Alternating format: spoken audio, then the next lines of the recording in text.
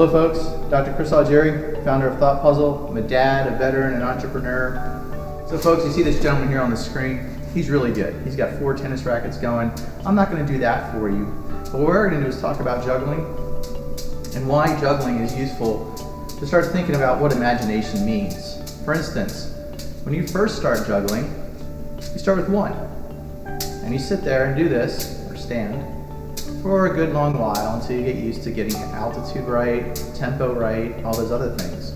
You get to do it with your other hand. Now it turns out I'm left-handed, so this is my weak hand. You can see it's not quite as consistent, but that's okay. It's good enough that I can actually juggle.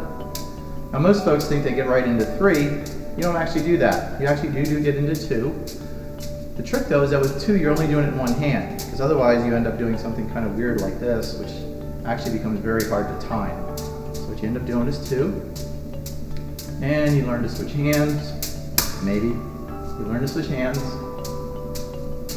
Switch hands again. Pick up the drop ball, and you keep going. Just like gymnastics or dance or any other performing art. So you learn to do this, and you say, well, that's kind of interesting. What if I bump that up a little bit? What if I learn to do this? So then we can do other cool tricks and keep on juggling. But the point that I want you to take away from this is simply the following. When you learn to juggle, all you can do is picture in your mind or watch a video of some guy doing 3. Looks pretty interesting. And your question then becomes, how do you get from this to this? Or this? Or this?